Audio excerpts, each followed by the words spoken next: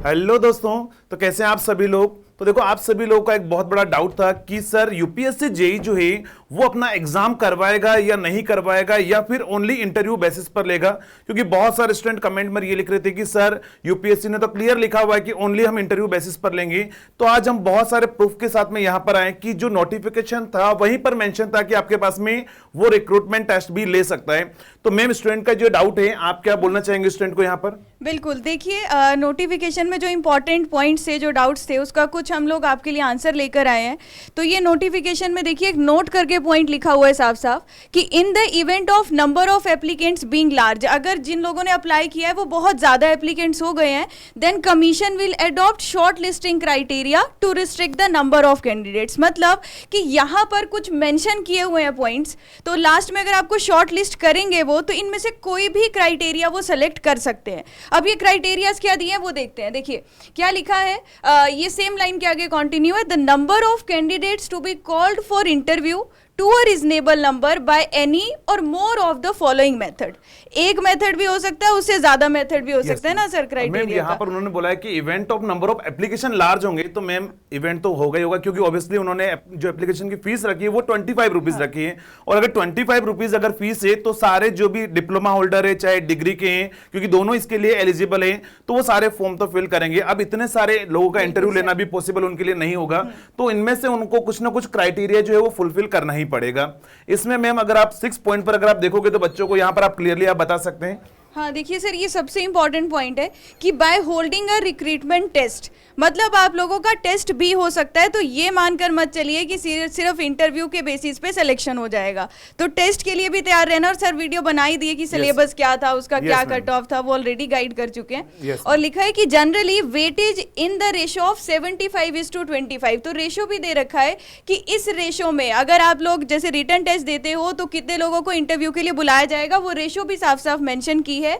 Is accorded for marks in recruitment test for the marks in interview for the final merit list. मतलब जो final merit list बनेगी, तो साफ यहाँ mention है कि सर वो रिटर्न टेस्ट भी हो सकता है और इंटरव्यू भी हो सकता है। अगर रिटर्न टेस्ट होता है तो मैम उन्होंने बोला कि 75 जो है मार्क्स है वो आपका रिटर्न एग्जाम का होगा और 25 किसका होगा, आपका इंटरव्यू का होगा। मैम एक जगह नहीं, उन्होंने आगे भी लिखा हुआ था इसके बारे में। अगर अपन चलें तो उन्होंने यहां पर भी लिखा हुआ है कि उन्होंने बोला कि in case where the selection is made by recruitment test followed by interview, the candidates will have to achieve the minimum level of suitability marks. यानी कि उन्होंने बोला है कि अगर हम रिटन टेस्ट लेते हैं और उसके बाद में इंटरव्यू करवाते हैं, मतलब एक चीज तो फिक्स है इसमें, इंटरव्यू तो होना ही है ना। इंटरव्यू तो बेटा आपका होगा ही होगा, ये फिक्स है। लेकिन हाँ, ये आपका एग्जाम जो होगा या नहीं होगा वो आपके पार्टिसिपेशन पर डिपेंड करेगा कि आप कितना जो फॉर्म फिल करते हो। और मुझे पता है कि सारे जो इंजीनियर है वो इसका फॉर्म जरूर फिल करेंगे। तो यहां पर अगर वो एग्जाम लेता है तो उन्होंने बोला कि मिनिमम लेवल ऑफ आपका क्राइटेरिया होना चाहिए, मिनिमम कितने मार्क्स होने चाहिए। तो मैम एक बार स्टूडेंट को बता दीजिए कितने मार्क्स मिनिमम चाहिए उनको। बिल्कुल, देखिए यहाँ पर सर मेंशन किया हुआ है कि जो रिक्रूटमेंट टेस्ट होगा that must be followed by interview and will be, देखिए अनरिजर्व्ड और ईडब्ल्यूएस कैटेगरी के लिए 50 मार्क्स डिफाइन किए, ओबीसी के लिए 45 मार्क्स डिफाइन किए, एससी एसटी या पीडब्ल्यूबीडी कैटेगरी के लिए 40 marks out of the total marks interview, जो इंटरव्यू होगा उसमें से। तो आपको बोला है कि जो रिटन टेस्ट होगा उसमें आपके जो सर टोटल मार्क्स होने चाहिए मिनिमम इतना आपको क्वालिफाई करने के लिए। बोला 100 में से होना चाहिए, आपके 100 में से इतने मार्क्स जो है बेटा आपके होने ही चाहिए ना। तो यहां पर देखो आपका एग्जाम होने की जो प्रोबेबिलिटी है वो 90% फिक्स है कि आपका एग्जाम होगा ही होगा, क्योंकि इतने सारे कैंडिडेट का अगर वो इंटरव्यू लेंगे तो बहुत दिनों तक चलेगा और वो पॉसिबल नहीं होगा। तो यहां पर आप मान के चलो आप 90% की आपका एग्जाम होगा ही होगा। अब देखो, आप सभी लोगों ने बहुत डिमांड रखी थी कि सर अगर एग्जाम होगा तो सर कैसे प्रिपरेशन करें।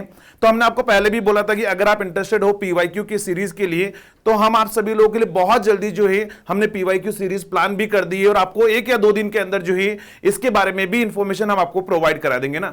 तो आपको ऐसा नहीं रहना है कि किसी की बातों में आकर जो है आप ऐसा बोल दो कि नहीं सर यहाँ तो इंटरव्यू होने वाला है, एग्जाम नहीं होने वाला है। और मुझे पता है कि सबसे ज्यादा इंजीनियर किससे डरता है मैम, इंटरव्यू से। तो बेटा इंटरव्यू जो होगा उस टाइम पर हम आपकी प्रिपरेशन वो भी करवाएंगे। अगर आपके इंटरव्यू जिस टाइम पर होगा, पहले एक बार आपको फॉर्म फिल जरूर करना है, ये चीज का ध्यान रखना है। और इंपोर्टेंट डेट्स के बारे में हम आपको ऑलरेडी बता चुके हैं पहले से, तो उन डेट्स का ध्यान रखना है और आपको पहले फॉर्म फिल करना है। देन उसके बाद में जो है आपका एग्जाम देकर जैसे ही आपका इंटरव्यू आएगा उसके लिए भी हम सीरीज यहां पर प्लान करेंगे। लेकिन पहली जो सीरीज होगी वो आपके लिए पीवाईक्यू सीरीज होगी और उसके बारे में आपको बहुत जल्दी जो है इंफॉर्मेशन आपको मिल जाएगी। यस मैम, तो क्या बोलना चाहेंगे लास्ट तो स्टूडेंट को? सर लास्ट में यही कहना चाहेंगे, मतलब आप अच्छे से अपनी तैयारी करते रहिए, क्योंकि पोस्ट आती ही रहती है और आप देख रहे हो टाइम टू टाइम कितनी सारी पोस्ट आ रही है। तो अब यहाँ भी आपके लिए फिर से एक नया मौका आ गया है। जो लोग तैयारी में जुटे हैं सर, वो तो मतलब इस उसी फ्लो में इस एग्जाम को दे सकते हैं, अलग से कोई तैयारी नहीं करनी होगी, नहीं है ना? करनी होगी। वैसे सिलेबस जो है मैम, एक्चुअली एसएससी जेई का हमने सिलेबस जब बताया था, तो जो एसएससी जेई का सिलेबस है लगभग 100% वही सिलेबस है, तो स्टूडेंट को कोई नया पढ़ना है नहीं। तो बेटा आपको क्या है, एसएससी जेई के लिए अगर आप प्रिपरेशन पहले से कर रहे हो, आप एग्जाम दे सकते हो, ठीक है, और आप एग्जाम क्लियर भी कर सकते हो। और आपको जो लेवल ऑफ जो क्वेश्चन है, क्वेश्चन का लेवल कैसा पूछा जाता है, वो पीवाईक्यू सीरीज में आपको पता लग जाएगा। लगभग एसएससी जेई के सिमिलर ही आपका लेवल भी रहने वाला है। तो चलिए गाइस, ये आपके लिए इंपॉर्टेंट अपडेट्स था, और इसी तरीके से अपन मिलेंगे नए अपडेट्स के साथ में कि आपका एग्जाम जैसे यूपीएससी बताएगा कि हम एग्जाम कब करवा रहे हैं, वो डेट्स भी हम आपको इन्फॉर्म करेंगे। तो चलिए गाइस, मिलते हैं अगले नोटिफिकेशन में, तब तक के लिए thank you so much. Thank you everyone.